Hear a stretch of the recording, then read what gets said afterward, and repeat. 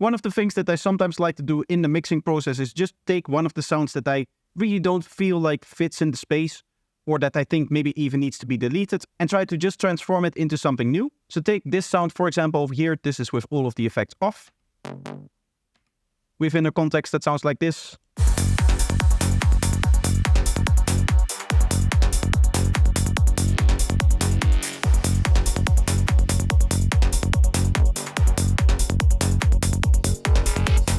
It is a little bit quiet, so it's not really sticking out, but it's also just a fairly boring sound. So what I did was, using some effects, I turned it into the sound that sounds like this.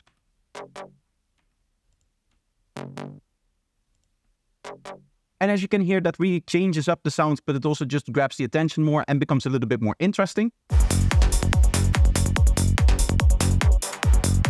So today I want to go over how I actually did that and what my mindset was when I was making these changes. So the very first thing that I noticed when I was listening to it is that it really wasn't sticking out of the mix. And because it's such a short moment here, I do want it to grab the attention a little bit. Like, as you can imagine, there's that continuous riff going on of some of the sequences that are going on here and that vocal pad that is playing. And then of course I have my one-shots, which are the detail sounds, and I want them to actually stand out a little bit so that they grab the attention for just that little moment. And then we go back into the next sequences. So one way that we can get this sound to stand out more is to just give it more higher frequencies. Because there's a lot going on in the mid-range here already, just getting it to be a little bit brighter just naturally puts it on top of the mix. So that's going to be one of the themes that you're going to see happening within this effects chain. The other thing that you're going to see happening is to add more movement and to add more of the movement kind of that already is there. Of course, without the effects, we can still hear that this is a pluck. But especially the second note, it stays kind of gritty and it stays kind of open. What I would like is have it to be more attacky, more snappy at the start, and then just cut out everything after that. It's actually going through the effects chain itself. It starts off with a high pass filter.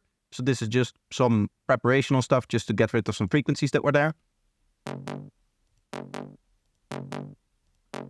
As you can hear, it isn't really about the sub-frequencies here. It's just about the lower mid-range and getting out a little bit of that almost pressury sounding mid-range, which, as you can imagine, is also going to slightly brighten up the sound because we're taking away lower frequencies, so more focus is going to be on the higher frequencies. Next up, I'm tackling the stereo field, which, as you can see, needed a little bit of a boost.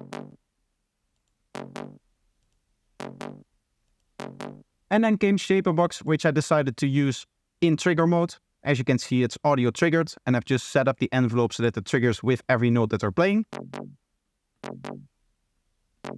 And literally what we have done is we've added a low pass filter. As you can see, a little bit of resonance so that we get that nice kind of lasery attack to it. Just want a little bit of that. So now we already have kind of the movement of the sound that we want to get. So now what the rest of the chain is going to be about is really enhancing what we already have. So we have a little bit of saturation over here in the form of the Lux plugin.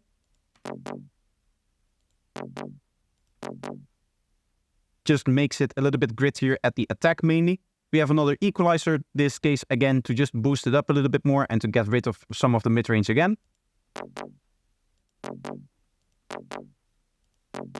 And then finally, to get even more play out of the stereo field, I've added both the dimension expander as well as a chorus. So just engaging both of these, we're really gonna hear the sound being glued even more. And you can hear the copies being made both by the dimension expander, which is emulating early reflections, as well as this free band chorus, which is of course splitting up the signal in multiple different ways, and then delaying them in different parts, so that way we get more of those transients, more of those clicks. Hey, does this ever happen to you? Then maybe you also recognize this. Fear not, I have the solution for you from today's sponsor, DB-Done. Because DB-Done is an amazing project organization and statistics tool which allows you to keep all your productions under control and organized. Use the tag system to classify projects or organize them in stacks to group them. Keep track of project status with customizable project state. Quickly add files to projects, include notes, add tasks, or even share productions with others. All of that should be enough to keep you in control of your productions and on top of your game. So if any of that interests you, make sure to check out the link in the description to start using it for free. And if you're considering upgrading to a full version, make sure to use the code PROJECTOR30 so that I get a little bit of a kickback from your purchase. So thank you DB-Done for sponsoring this video. Now let's get back into it. So that is how I take a sound, and just by applying some different effects, really turning it around and making it more interesting. One of the things that I do want to say is that when it comes to these kind of things, it is not something that I go and do for every sound. It is really when I find a sound that is just basically that for me sounding, it basically like soulless and it really is missing something for me.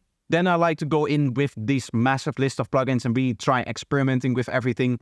As you can imagine, in laying down this chain, there was a lot more experimentation actually happening. The other thing that I want to say with this kind of stuff is that I, again, first identified that the sound needed something, but I also identified kind of what it needed. As I said before, I knew what I wanted it to sound like. Of course, one of the matters is then actually getting to that sound and having the knowledge of your tool set and all of the different techniques that you need to use to actually dial in the sound that you want. And really in that department, all that I can say is that is something that comes with experience and just doing it a lot, experimenting with your plugins, but also testing them maybe. Seeing if there's anything unexpected that they may be doing, stuff like generating stereo wave at low frequencies or just generating rumble at low frequencies. Maybe some of the plugins you have which you think sound really good, in fact, just load up and by default add 3 dB of gain to the sound. And maybe that is actually what you're hearing when you open up the plugin, as opposed to actually the plugin having a good result on the sound. But once you know your tools and you're comfortable using them and just dialing in a couple of different sounds, then these are the moments where you get to also develop a little bit of a new idea of what the plugins do. Of course, you have a new sound to experiment with, and maybe the exact thing that you need changing to the sound is not something that you have done before. So sometimes in your mix, it is a good idea to just experiment a little bit and take an element and try to just change it tonally, see if you can make something a little bit more interesting out of it and see if that works in the mix. Of course, an actual consideration that you have to make is, does the element work in the mix? The reason why I decided to actually go with an element this small is that it really doesn't have a chance to clash with a lot of other elements. Like if it works in this part over here and it works in this part over here, then it's gonna work in the whole track because that is all where it plays. So I just have to worry about, okay, I don't want to go too crazy on the element. I don't want to change it up too much. Of course, I still want it to be the same idea, musically speaking, as the element that I started out with. I just wanted to change the way that it sounds, while making sure that it still sounds good within this small context of the track. So that's everything that I wanted to talk about for today. Let me know if you do this kind of thing as well in your mixing session, where you just sit down and work on one sound for a little bit and then see if that works in the mix. If you do that, let me know some of the processes that you like to use for this kind of stuff. Another way to support the channel is to do so financially, which you can do by becoming a Patreon or a YouTube member, or checking out my products on Gumroad, Payhip, or Andrena Crumb's community store. So a link for all of that is going to be in the description if you're interested in that. So thank you if you checked it out. Bye bye.